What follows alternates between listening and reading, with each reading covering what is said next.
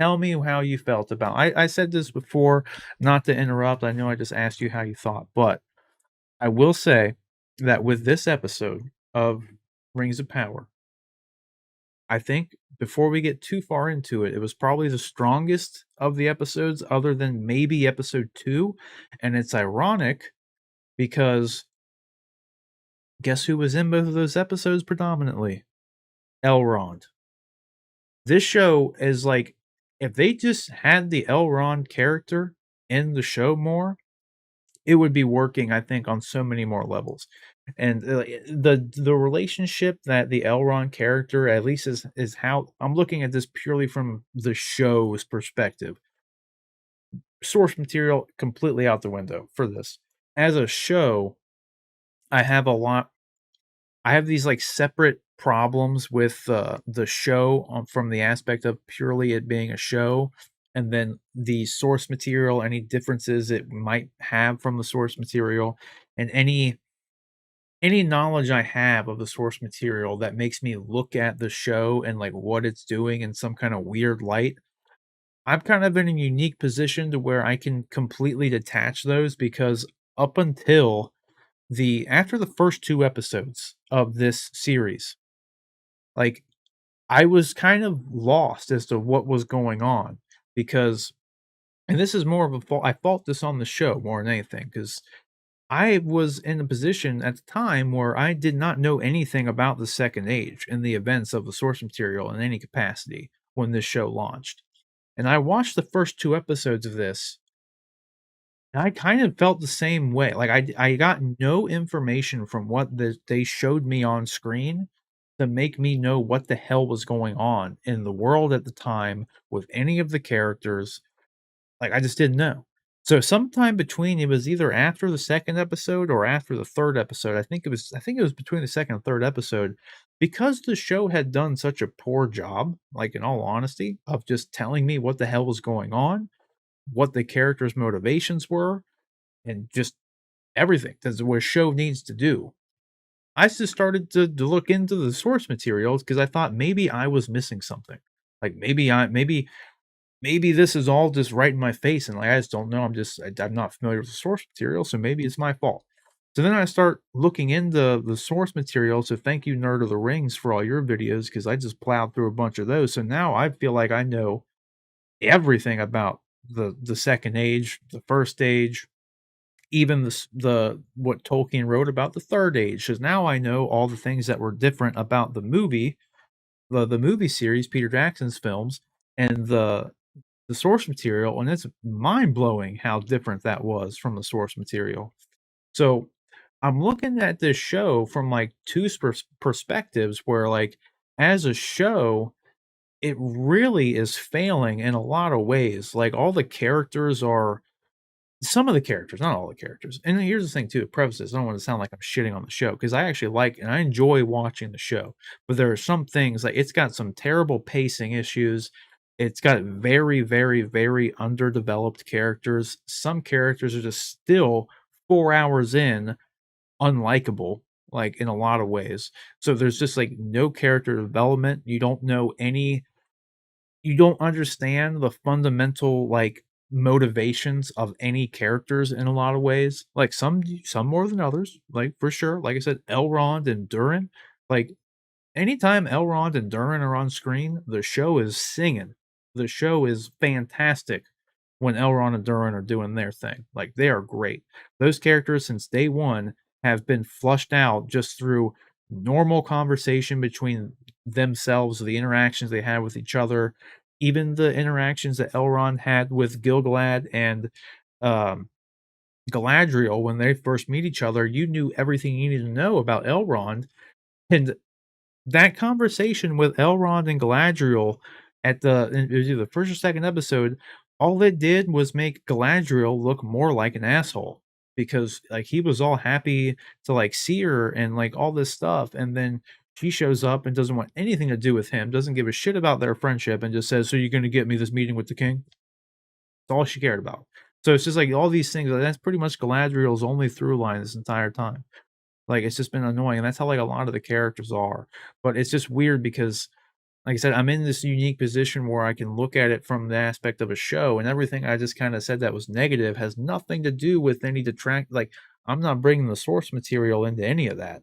Like, there's a whole other, like, plethora of things that now that I have, again, to quote myself, "the gift of foresight," I have even more kind of, issues with the show knowing what is, like, "supposed to happen," quote, unquote.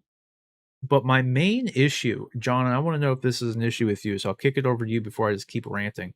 Um, the main issue I have with this show, and it kinda calls back to what I said that you called out earlier, John, was that, the show just inherently has been doing this cliffhanger thing for no reason, right?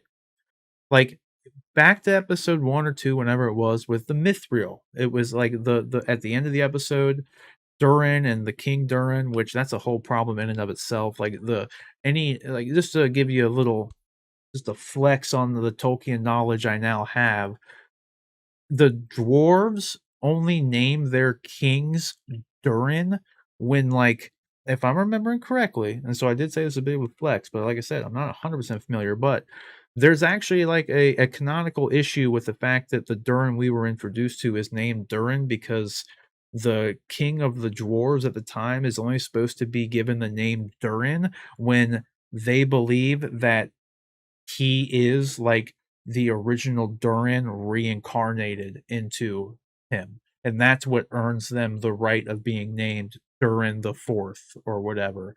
But in the show, you have King Durin who would just be Durin the Third, and now he's Durin the Fourth, presumably. So that's its own kind of like canonical mishap. But nevertheless, they do the thing at the end of that episode when the dwarves open the box and the Zelda music plays like da na na na, and then it just they don't show you what's in the box. And everybody, like, knew, even our first guess, and this was pre me looking into anything and knowing anything at all about the Second Age, I just assumed it was Mithril. Like, even Yeah. my tame knowledge of the world was like, "Well, that's either Mithril or it's a Silmaril." But it would make really no sense for it to have been a Silmaril, 'cause there's been no documentation that I'm aware of any dwarves in the Second Age have coming, especially Durin having a Silmaril in any way, shape, or form. But the fact that they made it glow when they opened the box in the end of that episode, and then in this episode, when Durin opens the box, it didn't glow. So it's like another thing where it's like you could look into it more and be like, are they doing another cliffhanger thing to say that maybe King Durin in his special box, maybe he did have a Silmaril because it glue?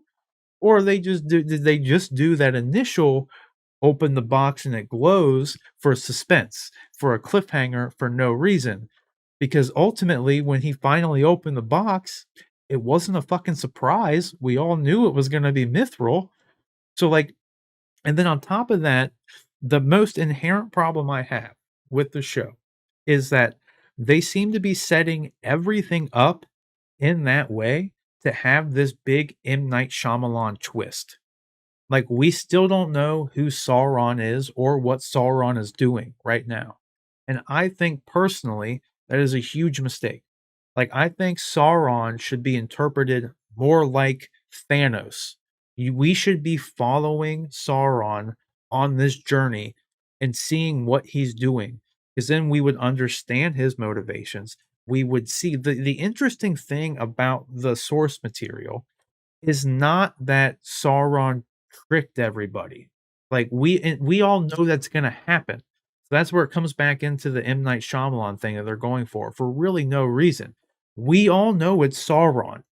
We all know watching this that Sauron is the bad guy. This is leading up to the War of the Ring. We all already know. So I think them hiding Sauron and making everybody sit here and second guess who Sauron is a huge waste of time, and it would be much more interesting, just like it is in the books, to actually see the the exchanges of dialogue that Sauron has when Sauron takes on the Anatar form and goes and visits the Elvish kingdoms, and he talks to Gil-galad and Elrond and Galadriel, and they're all skeptical of this Anatar figure, and they turn him away. They think he's up to some shit. They didn't like him. Like they were very weary and suspicious of him, so they send him away. And then when he leaves, he goes and he stops by Calibrimbar's place, and he essentially uses the knowledge that he gained from his interactions with Galadriel and Elrond and Gil-galad, and then changed up his game and was able to convince Calibrimbar to make the goddamn rings. And like seeing this stuff play out is what's interesting. Seeing Sauron going and actually being the master manipulator he is and how he's able to spread his influence, that's the interesting stuff. Like, and it's annoying to me because like in the books, and I don't want to be like in the books guy. Like I'm just saying this is a fundamental the way they're telling the story because I was already lost while I was watching the show before I knew what was going on. But now that I know what's like in the books, it's just annoying from a storytelling perspective because Tolkien didn't write it to be a M. Night Shyamalan twist. Like, and again, we already know it's Sauron. So the fact that like they're like keeping Sauron in the dark and kind of taking influence, I imagine from the Peter Jackson films, because I don't know if any of you knew this, but Sauron was never a big giant eye on the fucking tower. Like Sauron very much had a physical form during the events of the Third Age. So, like that was a pretty heavy adaptation. It worked in the Peter Jackson films because he really didn't do a whole lot of boots on the ground stuff at that point in time. But that's not really the case in the Second Age. So it just really kind of annoys me because because it's fundamentally not really written in that fashion. Like, it's not supposed to be a secret to the reader that Sauron is doing these things. Like, as a reader, we know Sauron's doing this. We're following that stuff. We're understanding it. But in the show, we still don't even know who he is yet. It's like, is it Halbrand? Is it the stranger? Is it there was one other person, I can't remember who it might have been. But nevertheless, that's my biggest problem. It's just the way the way the characters have been perceived is not very good. They haven't done a good job of like explaining the plot. It's just a lot of little things like that. But this episode was, I think, the kind of the turning point for the series, and it needed to be, because the last rant I'll have here before I kick it to you, John, is that all of this, on top of the fact that this has been the 4th hour of an 8-hour series. We are halfway through this series at this point. There are 8 episodes. In 4 hours, there is absolutely no excuse for you to not have given the audience a clear understanding of your characters, their motivations, the plot, the narrative, all these things. The original the first movie, Fellowship of the Ring, is 2 hours and 58 minutes long. Most movies are 90 minutes to 120 minutes. So even at the time of the 3rd episode, 3 hours into this series, you had sometimes twice as much time as a 90-minute movie and 2/3 of that time as an hour and 20-minute movie. And there's no excuse for anybody to be lost, uninterested, your characters to not be flushed out in any way, shape, or form. Like, there's just no excuse. Like, in a 90-minute movie, people are able to tell a beginning, middle, and end. You understand character motivations, etc. So, like, that's my biggest problem. Like, John, what do you have before I just keep going on with this? Because I like this episode, but I've been wanting this. I literally thought I said off the top, this is that callback section. Look out for the clip because I'll call back to it right here. I said this was gonna happen. I had some words. I've been wanting to make a video about this and there's stuff I left out for the sake of time because it's already past midnight. But nevertheless, John, what are your thoughts about this episode? Yeah, see, I'm not as heavily invested in it as you are now. Like you have that all this wealth of extra knowledge. Um, I thought it Burdened was with good. knowledge. Yeah, yeah, there you go. I thought it was good. Um, they are setting up these kind of just random cliffhangers, um, just for the sake of having them. And the one thing I'll say about the cliffhangers is I don't care. Like cliffhangers only work if you really care, I think. No, And and they also don't make a lot of sense to me. Like you said, there seems to be this kind of mystery around who Sauron is, but I don't feel like I know any of the unless Sauron turns out to be the elf that is helping the mother and the child. Again, I apologize. I don't know these characters' names well enough. Adar, that Unless was the third person who could be Sauron that I blanked on. Adar, the okay, badass that was Adar. introduced. Yeah, Yeah, so unless it's the elf that Adar had captured and let go to deliver the message, or unless it's the elf that's with the dwarves and helping the dwarves out, I don't feel like I know a single other male character in this film. Well, no, that's true. Hold on. We have the ship captain in Numenor, yeah, um, Elendor. a- and we have the king, the guy that she thinks is the king that's with her that was on the ship. Those are the other two male characters that are in this show. Unless it turns out to be one of those four, and even if it does turn out to be one of those four, but unless if it doesn't turn out to be one of those four, it's going to be a wholly new character to me. Well, I guess it could be the guy that was in the Meteor that we've had a total of like 50 seconds of screen time that has kind of grunted his way through his scenes and Hmm. really I don't give two craps about at this Yeah. point. Like that whole aspect of the show is very confusing me. Like I never would have thought in a Lord of the Rings show I would have seen a human fall from space and land. So Well, unless and there's be some sort of bored by it. and be bored by it. Yeah. That's the stranger part. Just No be pun just be intended. confused. Yeah, just be confused by it. Well, see, So with and the let stranger, it's interesting because that obviously didn't happen in the books. The Harfoots aren't in the Second Age. So the predominant theory that I buy into is that, and this is the easiest explanation for people who are only familiar with the movies as well, like 99% of people are, is that that would be Gandalf.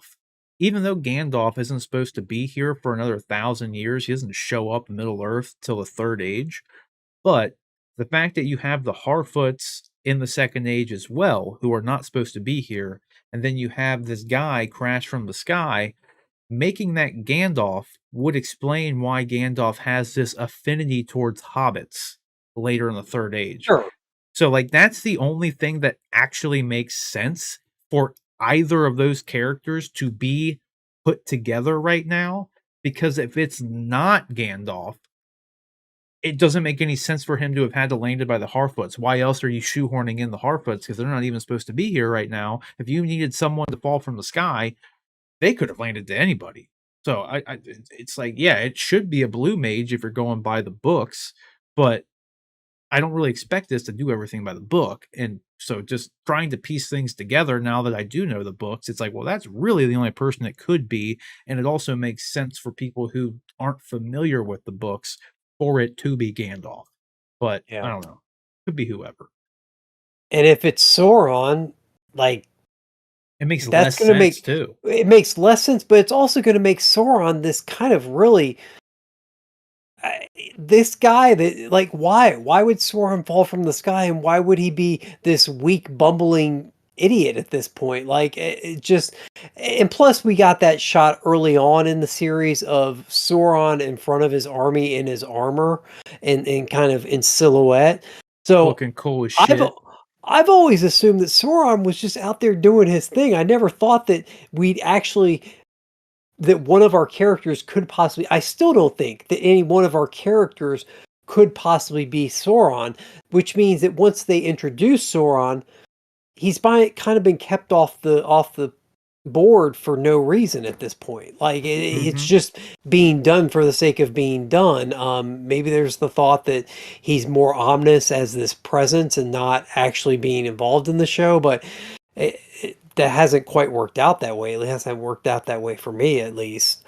Um, And so that's yeah, that that goes to, like, what I was saying was my problem with the show as someone approaching the show initially with no knowledge, and now with that knowledge, Sauron is very active in this time period. Like, he shapeshifts into an elf-like figure and goes and tries to manipulate Galadriel Gilgalad, which is the king of the elves that they were talking to when she got sent to the west initially, and Elrond, and they're all skeptical of him at that time. And then after that situation happens, he goes down to Celebrimbor, who is trying to build that forge. And he's the person who crafts the rings because Sauron convinces him to do so. So the way the show has been set up, why else would he be making a forge other than to make the rings? So that makes me think that Sauron has already visited Celebrimbor and convinced him to build the forge and make these rings. And if that's the case, why was any of this off screen? Like, it's like that's the interesting stuff, in my opinion. Because like you're supposed to see the it's like Thanos. Thanos wasn't just we saw everything he did, and it was interesting because we understood where he was coming from. He's an interesting character. But like they're just completely throwing that out the window, it seems like in this case, because we haven't been introduced to him in any way, shape, or form. And like you said, after the first two episodes, it's like this cliffhanger stuff for the sake of having a cliffhanger. It's like they want us all to think XYZ person is Sauron. yeah. Just so we're they're keeping us guessing for no reason. Just so they can have this false M. Night Shyamalan twist when the time comes. But the problem is, like you said, you have to care when a twist happens. Like, when we found out that it was Mithril in the chest, no one fucking cared because it's not a surprise. We knew it. It's like the Agatha song, like it was Agatha like that's what they're doing. Like it's like, oh, they want it to be like it's Sauron all along, and like we fucking know it's Sauron. Why don't you just show us what's happening so we better understand the story? Like, because it's like, yeah, I literally feel like Thanos because like I'm burdened with this knowledge of knowing where it's all going now, or where it's like quote unquote supposed to be going and whatever. And that makes the viewing experience honestly kind of it's not necessarily worse, but it's just like different. And I was talking about this last week. It's a little bit more frustrating, more so than anything, because like before I knew what was supposed to have been going on during this time period in the source material, I was just lost as a viewer because the show had a very bad pace. You didn't really understand the character motivations. You didn't understand where any of these plot lines were going. And I argue you still don't. Like, really. Like, I don't know. Do you think you have a good idea of where the story's going as someone who hasn't read the books and stuff and know anything about it? No, I have no idea. I don't even know how these characters are ever going to come together and like interact. Like these characters are all kind of we're watching multiple different storylines, and I don't ever see how they're all going to converge. I mean, not that I need to see, but I don't know. I Well, that's the don't thing. know. You don't It's need to see you don't need to understand everything. But I actually thought about that exact thing earlier. I was literally sitting here as I was ranting in my own head about making this video. Like, with everything they've done from a show standpoint, we have no idea how any of this connects whatsoever. Like, Galadriel is over in Numenor doing whatever the fuck she's doing, like, finally has convinced the Numenorians to join up and help her and whatever, like, that's all fine. But then, like, how is that supposed to connect over to Elrond and Durin? They've only had one interaction. Elrond and Galadriel have one interaction, and Elrond was, like I said, super happy to see his friend after all this time, and she didn't give a fuck. And then she just left. yeah. Like, so it's like, so they have no connection in the story right now at all. Like the last like presumably Elrond thinks that she's in the West. Like as the show is presented, he has no idea that she is in Numenor at this point. So they're completely detached from each other. Then the Harfoots, who aren't even supposed to be in the story right now, they are completely detached from everybody because even in the show, they've established that pretty much nobody knows they exist at this point. So then you couple that with the stranger, who, since we have no idea who the hell that even is, how does that really connect to Elrond? Like, where are they going? You know, it's like we haven't even got like a simple indication of like the Harfoots are heading towards X location. And then we know that X location is where the elves are or where the orcs are or anything like that. Like, we have no idea of how any of this is going to connect right now. And it would have been like, I don't know, I feel like they could have done a lot more to make this a little more coherent. Because even as, like I said, I know what the source material is now, and it just adds other layers of frustration more so than helps kind of get a grasp on where the show is going. Like, and with Halbrand, the one interesting thing that happened with Halbrand in this episode, and John, as you not being someone familiar with the books, this guy here, Alfarazon here, he's a pretty important fella. No spoilers. I don't wanna spoil anything. That's why everything I've mentioned is just stuff that happened in the books, and obviously they're not doing in the show, so bear that in mind. I'm trying not to spoil, like, a ton of stuff that could happen, but Alfarazon here, he's a very, integral person, in the stuff coming, that's for sure. This is obviously Isildur's dad, who is he is the pretty much one of the only likable characters in the show right now too. Elendor here, like that's pretty much it. I like him. He's good. He's been written well. Like you get that's the thing when you learned more about him than in the few scenes that he had. It was in the first episode that he was in when he picked up Galadriel and then had that brief interaction with her on the boat. And then later on, when he was following her through the city, and then they had that exchange where he was telling her that not everyone is 100% anti elf here. Like, you learn so much about him just in those couple of exchanges. Like, he's completely faithful to like his superiors because he was like, he literally says, like, it's not for me to decide. That's for, my betters to decide or whatever. Like, I'm going to take you to my betters or whatever the fuck he said. But then later on, when he's one on one with her again, well, actually, truly one on one with her, he reveals that, like, you know, not everyone here is anti elf, like implying that he is not anti elf. He's what they call in the books one of the faithful. So, and that's a big thing with Numenor here. So, I know that's just it's just more little things that are just kind of frustrating because they have like all this stuff happening, and then Halbrand, I mean Adar here obviously like is like the way the show's been going with the M Night Shyamalan twist angle. There's almost zero possibility that he is Sauron because they want everybody to think he's Sauron, and I hate that they're doing that shit. You're muted right now, I think. Why would Sauron be playing a why would he be playing a henchman? Like, why would he playing Exactly. his own henchman? Like, it doesn't that was the other thing, like, this cat, they kept his face blurred at the end of the last episode, and then when they revealed him this episode, it was kinda like, "Okay." Yeah. Like, well, I'm not sure why you kept his face blurred like last time, like, Well, you coulda just showed they needed a cliffhanger yeah, but for the sake of it. there was no payoff to it. It was just No. like, "Oh, here's some random guy, okay." Just like the mithril on the box. Didn't Yeah. matter. And it's Mithril like, was worse in a way because, you knew what it was. I don't know, it was just I yeah, don't know.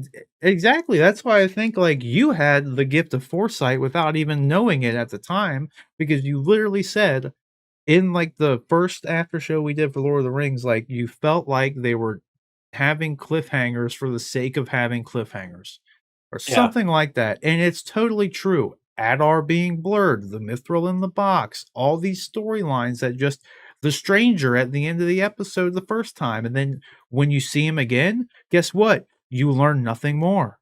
So what was the Yeah. point of the cliffhanger? Because they're not executing the narrative in any capacity. They're not furthering any narrative or plot or characters. Like 9 times out of 10, some they do, but others it's like the fact that like yeah, sure, Elendor has been portrayed great in my opinion. The the what is his name? The elf guy you were talking about, the Legolas kind of guy, like Blegolas. You know what I'm talking about? Yeah. The black elf, like, he's Yeah. literally like the Legolas of the show. I can't his name starts with an A, and I can't remember. He seems like a cool character. They haven't done anything to flush him out, though. Like, all we've really seen him do is be a little bit stoic, and then feel a little bit of empathy for that human who he obviously is into, the human girl, and Yeah. then that's all we've seen him do, so it's like, I don't really understand him and what, like, his motivations are still. Like, I get that he's a good guy, like, he didn't wanna cut the tree down, like, things like but, like, they're not really I don't know any more about him. Like, Yeah. and I feel like it's most of the characters are kinda like that or far worse, like Galadriel, where it's like she's just borderline unlikable throughout the whole series so far.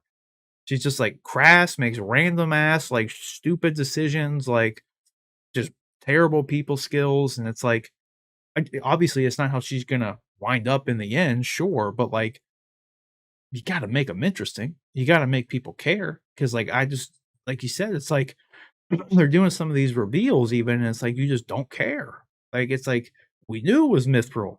What was the point of blur? You know what's worse about them blurring out Adar's face at the end of the episode 3? They titled the episode Adar. Yeah. So it's like you're gonna name the episode Adar and then not even introduce us to the character of Adar? Mhm. So again, setup and cliffhanger for the sake of having a setup and cliffhanger, and then in Mhm. the end, there's no real payoff. Even the Mithril thing was 2 episodes later. So it's like you see the box, and then a whole episode goes by, and then you finally find out what's in the box, but, oh, you already knew what was in the box the whole goddamn time. That's why it's just stupid. Now, the only thing I will add, because I don't really know if I have too much else to add other than, like, I'm not 100% sure on what's going on with the dude in the sword, honestly. Like, obviously, it seems like it's like the broken hilt of a ring wraith's sword, like one of the an original ring wraith or something, I would imagine. But the jury's still kind of out, but I would explain why the orcs are actually looking for it in some capacity. No idea though. They could really I go actually anywhere with that. I have a question on that because I was watching this on my phone trying to make sure I got the episode in. Did the sword did it start to materialize from the hilt at one point when the orc tried to grab him? Did the rest of the sword start to materialize from the hilt? It's been the way they've showed it and how it happens in the show so far is that the dude, the kid, is stabs the end of the hilt into his arm to draw his own blood, and then it materializes. Okay. So the kid has to draw his own blood from the hilt, like from the pommel of the sword. He Yeah. stabs it into there, and then like his blood rematerializes it in some capacity. Okay. I don't know why. Like if that's a thing in the books, I'm not sure. I'm assuming, like I said, it would make sense if it is like if maybe he has royal blood in him and it's a ring wraith, but that doesn't make any sense because I mean Sauron's ring wraiths were from the 9 rings of power. So I don't know. I'm assuming it's something to do with that, but I really just don't know. That is one thing I'm not sure of. The thing with Halbrand, I will say, this character here, up until this scene, I was pretty much would have just put all my money on the fact that he was the Witch King, because we found out he was supposedly of like a royal lineage, supposedly the rightful like king to the Southlands. And if you're familiar at all with the source material, the Nazgul, the ring race, whatever you want to call them, We know that they were all the men that were given the 9 rings of power who over time they drained them and they became Sauron's ring wraiths. That's what happened. They became instruments of Sauron. So it would make sense that we find out, oh, he's of royal lineage in some capacity. So, and he's a human. So he's probably going to be, given one of the 9 rings and then becomes a Nazgul. So since he's the only one we've been introduced to at this point for whatever reason, it would stand to reason that he would be the Witch King, the most important and, known ring wraith. So, but in this scene, he does some whispering that was a very Sauron influencing, manipulating people kind of thing. So I could totally see them because they're trying to do this is a kind of thing that plays against it too, but because they're doing the M. Night Shyamalan twist thing, everyone kind of assumed he was Sauron. Like at first, like he was at least a possibility to be Sauron, right? But then they kind of laid things out that at least for like people familiar with the source material, after episode 3 would have been really heavily leaning towards being a Nazgul in some capacity. But then after seeing him and do like this kind of like it was really just this one little scene here where he's just doing the he was like kind of manipulating people here. He was whispering in Altherazon's ear a little bit, like, and that was a very Sauron thing. So I still think he's the Witch King, but I could totally see them instead of doing Sauron shape shifting into an elf like figure to go and try to manipulate the elves. Maybe, like I said before, he's already done that to Celebrimbor, but never took the Anatar form and met Gilgalad, Elrond, and Galadriel. And in this story, he just went to Celebrimbor, convinced him to make the forge, and then went to Numenor because instead of how it happens in the books, just for you, this isn't a spoiler. I don't think they're going to do it. But in the books, essentially what happens is like Sauron over time eventually declares himself to be just like the fucking king, the ruler of men, whatever. Like he's the shit. And he just openly declares it and hangs out in Mordor and essentially says, "Bring it on, bitches." But then the Numenorians, they're like, "Nah, fuck that." And they get everybody in there. They get the biggest force they possibly can, and they sail over across the sea. They go to Mordor, and there are just too many of them. So Sauron surrenders. And then there's this whole thing where he goes to Numenor and he manipulates everybody there, turns them against the elves, like all these things, right?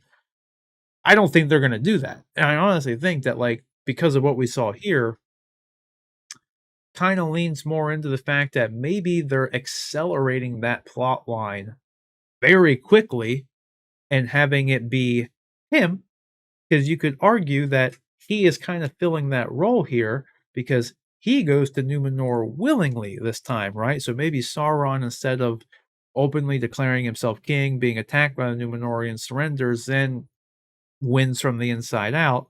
Maybe he just decides to go there intentionally and manipulate them to turn against the elves, much like Halbrand was kind of insinuating here. So I initially thought Witch King.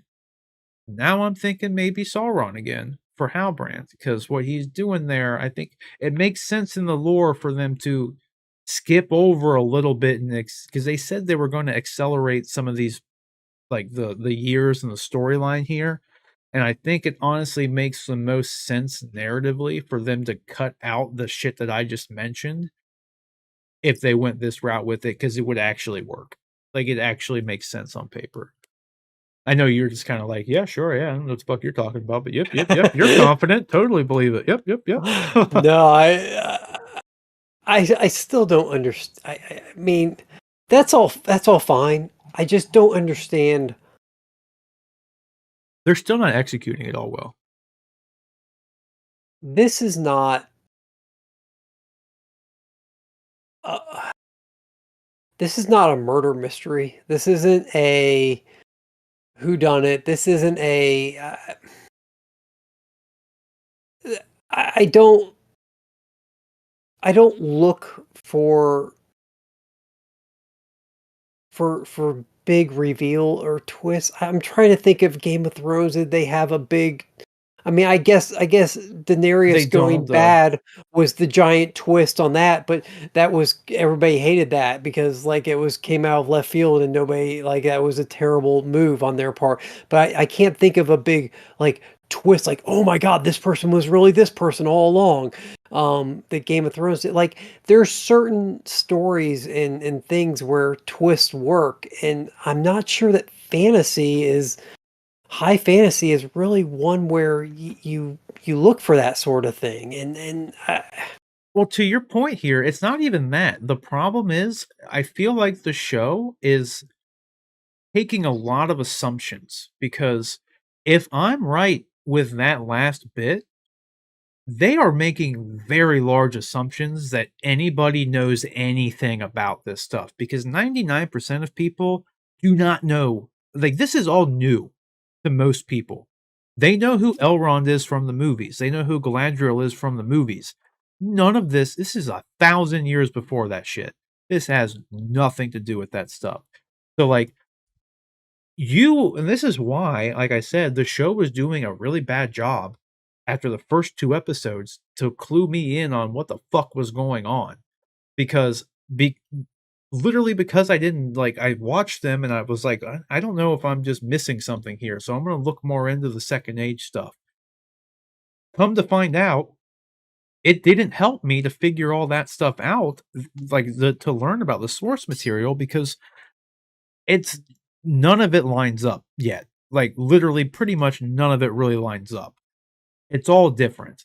And there are things that based on things that have happened in the show, if you know the source material, we should have seen other things happen too. Or you could assume other events would have already happened, or maybe some events haven't happened yet. Whatever it may be. Like, this is obviously not a direct adaptation. I don't really expect it to be, but from a just a fundamental, like, show, like, storytelling level, they're I wholeheartedly do not believe they are doing a good job at, like, cluing people in on anything. Because if I wasn't familiar with the source material, I wouldn't be able to lay all those theories out and make it work in my mind. I'm able to say, like, think in my head how they could make this work with what's been on screen. But, like, I still have to reach, and the fact that they're doing the M. Night Shyamalan twist shit doesn't help, and I think it's a bad move for them to be doing it that way to begin with, and, like, after 4 hours, nobody should be lost, nobody should be confused about any of the characters and what they're needing to do, what their motivations are. After the first episode of House of the Dragon, they introduce you to every single character. You know exactly what they're going to do for the rest of the season, pretty much. You don't have to know anything about the books. And you fundamentally know everything that those characters are going to do. Not to sit here and compare one show to the other by any means at all. Like, I have a video that says stop comparing the two. But that video was more or less about comparing the two as fantasy stories, right? As shows, it's perfectly appropriate to compare them. Like, as if you're keeping the source material completely removed and you just want to say, like, well, this show's doing a lot better job of explaining what the characters are doing. Like, I'm able to follow this show more than I'm able to follow that show, especially if you're completely detached from the source material. I think that's a perfectly apt per comparison at that point. You can compare. It's funny, John, I just talked to somebody, not talked to him, but I responded to a comment on one of the I think it was the Stop Comparing, the 2 shows video, and I think it's funny because, like, obviously, the easy comparison to go to is House of the Dragon versus Lord of the Rings because they're both fantasy shows, and they're sure, both playing right now, but sure. in all actuality, House of the Dragon has more in common with Succession, the show Succession on HBO. Both of the shows are about succession. And you could this is something that kind of lends itself to being like good storytelling despite the setting. Because I always say that like Game of Thrones is essentially like a political drama or a political thriller set in a fantasy world. So you have these fantasy elements, you have a fantasy setting, but the core part of the Game of Thrones story is this political drama and interpersonal character dynamics, and that's it. The show really focuses on characters and then the political stuff and the machinations within.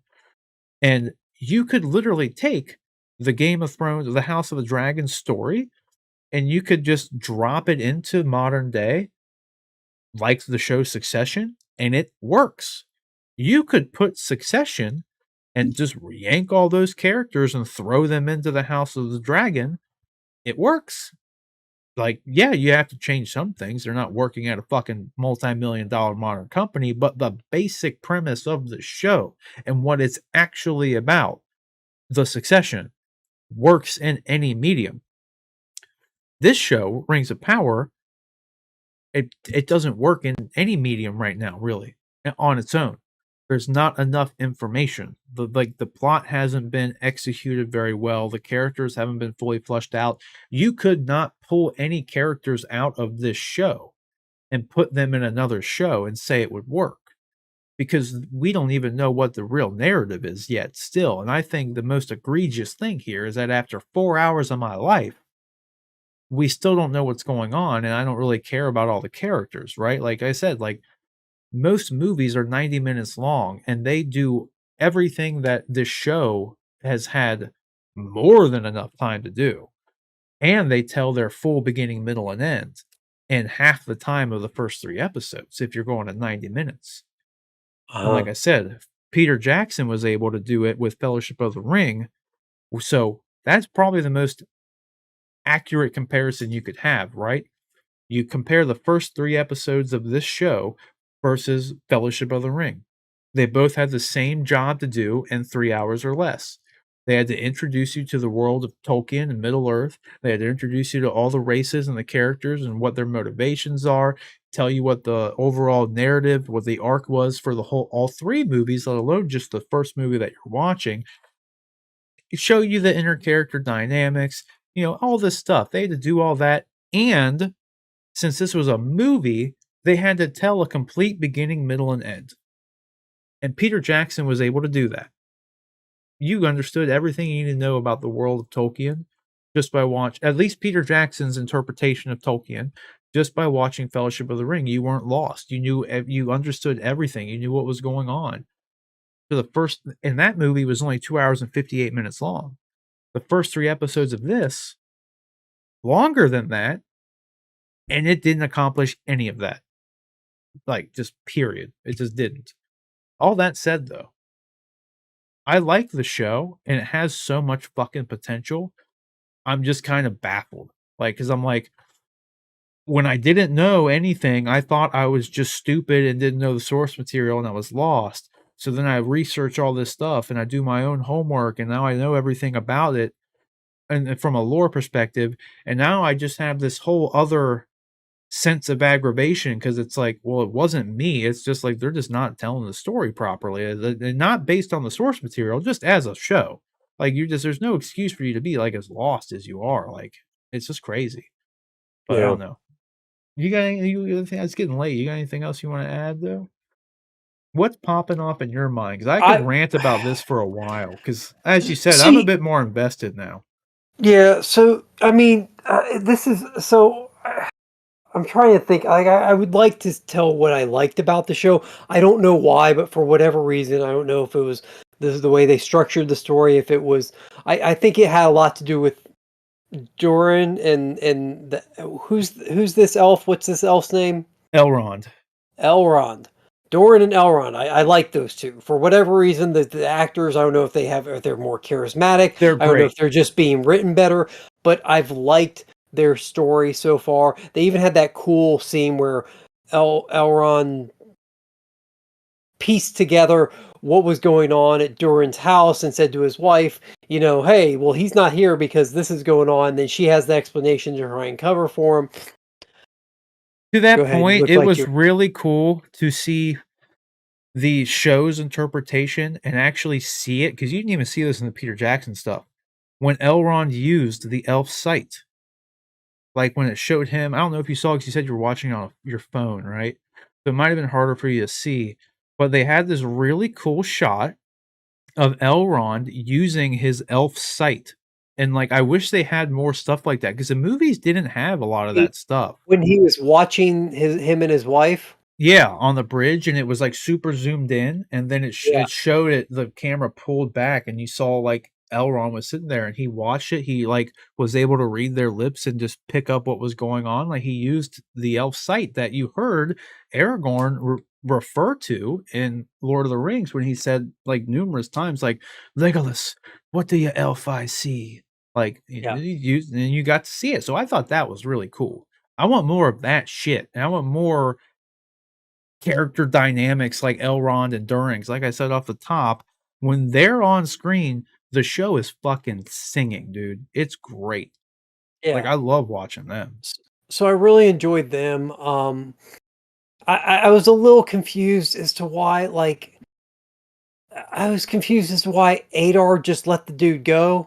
Like, he said, "I want you to send a message." Like, you couldn't get a message any other way, like, you let the hero of the story that felt very contrived for him to let the one hero, the elf, go. Like, he had how many other slaves were in that camp that were probably not as anyway, that was a little confusing. This guy literally just led a rebellion and like almost escaped on his own, and you're just gonna let him go to deliver a message. Like that felt a little contrived for them to take that jump. But there's always it seems like while I like aspects of the episodes and shows, and this one, like you said, maybe next to the second one, or maybe even more than the second one, I liked it. There's always something that pulls me out of it, and this one, it was just a production thing, it was a choice they made with the camera. There's the scene where the kid is hiding in the well, and I don't know why, but for whatever reason, the the the the orc drops the bucket and the water down into the well, and the water falls into the well, and it splashes on the camera. You get a splash onto the camera of the water, and it was weird. Pulled you out. It pulled me out completely. It would be like if somebody got cut and the blood splattered onto the camera. Like, it was almost like they were trying to immerse the camera into the scene or something. It just didn't work. Like, it should have, like, why did they try that there? Why did they try and make it that much more immersive by having water drop? Like, why didn't it just cut? Why didn't it just cut when the water fell into the well? Why didn't they cut to the next scene? You know They what I had to thought go the was extra. worse? What was Go worse with that scene? Just because 'cause you're talking about the well, I didn't even think about it. As soon as that happened after the fact and the orc went back up to the well and he was underwater, and then the orc walks away, he comes up just like it just makes a shit ton of noise. It's like it's And the orc doesn't hear that yeah, part, I'm like, yeah. dude, like, come on, that's nitpicky shit. But like to your point, the water splashing on the camera pulled you out of it. That pulled me out of it because it's fucking unrealistic. Like Yeah, there's no way this kid fearing for his life would have fucking. He was down there for like 2 seconds. It was a yeah. 2 second thing. He wasn't out of breath yet. Like, get your shit together, kid. Like, I hated that scene. Nevertheless, Yeah, I don't know so what's going on with that kid though. yeah, I mean, that's weird. He met the guy who he stole the sword from now, so I I don't know, will it's say it did look like the little friend that he had with him when they were going to do that, this guy, he, looked a little bit worse for wears. Like, he looked like Frodo after Frodo got stabbed by the sword. And if I remember correctly, he got cut by I think this is why I was thinking it was like a Nazgul sword maybe, because like, there was a shot it's kinda hard to see in this, but I don't feel like skimming through here because it's I don't know why it's not cooperating very well. But, like, he looked very veiny, and he didn't look all that healthy, which is exactly what Frodo looked like when he got stabbed by a ringwraith sword in the Fellowship of the Ring. So I don't know if maybe that's the angle they're trying to go, or it's just like he's just dirty and they made it look like that for some reason. I don't know. Could go back to the whole cliffhanger for being a cliffhanger if you want it to be. And you talk about pulling you out of an episode. That was the other thing that pulled me out too, was the orcs are chasing the kid and the elf through the forest. The mom comes, they run out into the field, and the sun comes up. Yeah. The orcs come to the edge of the forest and don't follow them because the sun's up. Well and good. I love perfect. Makes sense, works well. Problem is, they have the elves step forward into the tree line where the sunlight is beating down directly on parts of their body, and their not just clothed parts of their body, but actually skin exposed parts of their body, Yeah. which then is like, why the F don't they just run out there? Because they're not being affected right now. I understand they're in the tree line and but you have sunlight hitting them directly Yep. and they're fine. Like, Yep. if you're going to go to the trouble of doing that, do it right. Have them stay completely or otherwise have them react to the A little sunlight bit that's more at actually least, hitting them. yeah. Because Yeah. they had, like, some of them standing there, and you saw smoke coming off some of them, but they weren't really reacting to it, so I really think that they shot that scene and didn't accommodate for the sunlight that was actually hitting the orcs at the time, so their answer to that was just putting some smoke on some of them, Well, but then not. that may be a case too of me watching on my phone, and you're not going to pick up that because I didn't know there was smoke coming off of No, them. it wasn't on all of them. There, because no, I thought the same thing when you like, it wasn't just you, because I sat there and it pulled me out more because I saw there was, like, one of them who had smoke coming off of him, but then this other person who was in just as much, if not more sunlight is not reacting to it in any way, shape, or form. He's just standing there and no smoke's coming off of him, but you see the sunlight hitting him. Like, so I no, that was another thing that like I don't it wasn't as well executed as it could or should have been, for sure. Yeah. I know it seems like this was just a big shit fest, but like I really, really, really want this show to be good. So I'm not just I don't want to just shit on it. I'm just talking about like I said off the top, this is another callback. I said this will pretty much be this will turn into an everything wrong with Rings of Power video. It pretty much did, but there's a lot of things like I love the I said that's why I prefaced this off the top. Anything with Elrond and Durin is fucking great. Like good. Anything with Elindor, good. Really like him. I don't know about anything else yet. The rest of it is just so wishy washy. They're not explaining enough stuff, leaving cliffhangers for the sake of cliffhangers.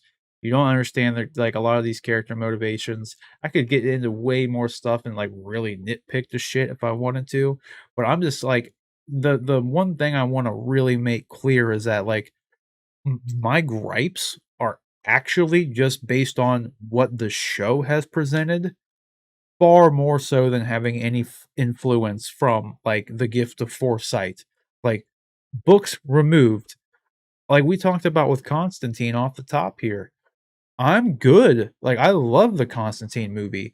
It has nothing to do with those Constantine source material at all. But I still love that movie. They did a really good job making that movie.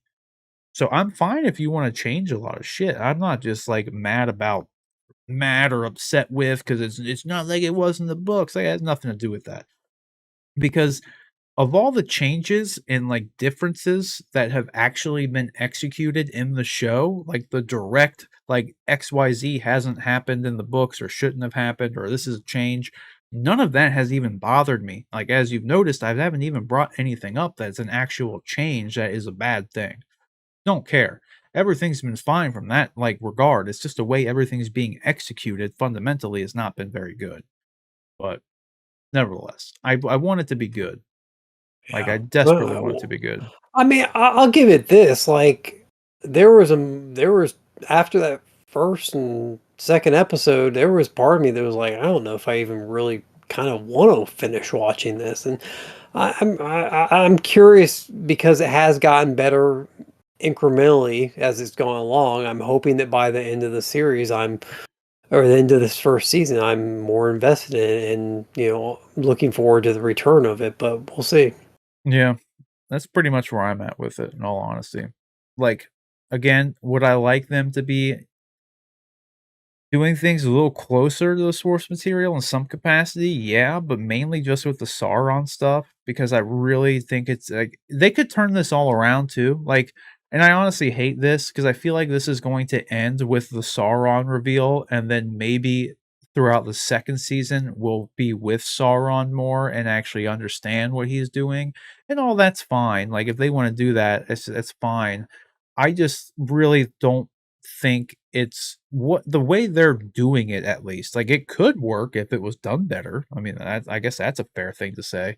But the way the everything has been, like, just put on screen, just I haven't really enjoyed it. Like, I feel like they could have done things a little bit differently with Sauron and made him less of a mysterious thing and lean into the fact that, like, make him Thanos. Like, make us like we should just be following what he's doing. It's much more compelling to like understand the enemy and understand their motivations and then empathize with them if possible. Like you can't really empathize. It's kind of the hard thing with like Lord of the Rings and like this story is that like it's very much black and white for the most part. Like, there's very little shades of gray. We're kind of seeing that potentially with Adar if they're gonna touch on the fact that he was a fallen elf, as they say. But, like, because you had, like, in the books, like, there's this Feanor character who led, like, an elven genocide, so, like, if they're gonna say that, like, maybe Adar was an elf that followed Feanor or something, okay, like, you can do all that, but, like, again, I think it would be better if they were explaining these things as opposed to just cliffhangers for the sake of cliffhangers and just really stretching this shit out for what I believe. It just seems like there's really no reason for it, in all honesty. Nevertheless, I'm going to end the rant there. It's 1 o'clock. You got anything you want to add? No, I gotta, yeah, I gotta. My contacts have been killing me for like the last hour. I made a mistake of not rinsing them off today, and they're all dried out. Why I wear Yeah, glasses. I just don't want to deal with them. Like I've yeah, never got contacts just because I don't want to deal with it. that's smart. I sometimes I go with the glasses for today. I just threw those Yeah. in, and Right. I'm paying Yeah. for it now. That's what happens. Either that or you can't see. So one of Yeah. the two. Nevertheless, well, we'll call it here then, John. Let everybody know where they can find you online. Over at the Twitter is Nightwing_J. All right, you can find me simply here at Sir Rob Bifo and streaming every. Was it probably Friday? I don't know. We were doing Fridays, probably do Saturdays. I don't know, but we'll be Saturdays back. seem to be working a little better lately. Yeah. Yeah, so we'll say we're streaming every Saturday and Sundays, maybe. Well, definitely Sundays, as long as House of the Dragon is on. We'll be doing the House of the Dragon after shows because I'll tell you what, if you thought this was a bit of a Debbie Downer, it hasn't been a Debbie Downer for the Lord of the Ring or the House of the Dragon after show, rather. So that's like a nice day of just like peace and happiness and enjoyment of good television, in my opinion, because I think they've just been killing it with House of Dragon. Everything that happens there, I love that show. It's so good. They've been doing such a good job. I was trepidatious because of the events of the final seasons of Game of Thrones, and as someone who is familiar with that source material, I was worrisome. So, but anyway, every Sunday 10:30ish after the episode ends on HBO Max. We'll be here again doing an after show for that. Otherwise, all the clips will go up whenever, like throughout the week. If you're not here to make it for the shows, don't forget to like, subscribe, do all that good stuff, and then we'll see you here tomorrow for the House of the Dragon after show. If you're here or not, but also it's like I said, do the liking and do the subscribing and do all that fun stuff, and then we'll see you in the next video at some point here and there. If you like this clip and want to be a part of the conversation, come back and join us for our live House of the Dragon after shows every Sunday around 10:30 p.m. Eastern Time and 7:30 p.m. Pacific Time, immediately following the premiere of each episode on HBO Max. We're also doing live after shows and Q&As every Friday around 9:30 p.m. Eastern Time with a 6:30 p.m. Pacific Time for She-Hulk, Lord of the Rings of Power, and we'll also be doing one for the Star Wars prequel series Andor when that comes out later this month. So if you like those shows, be sure to subscribe to the channel and turn on notifications so you'll get notified every time that we go live. And we'll look forward to seeing you in the chat and answering your questions in our next video or live stream. Thanks for watching, guys. Don't forget to like the video and let us know your thoughts down in the comment section below, and we'll see you in the next one.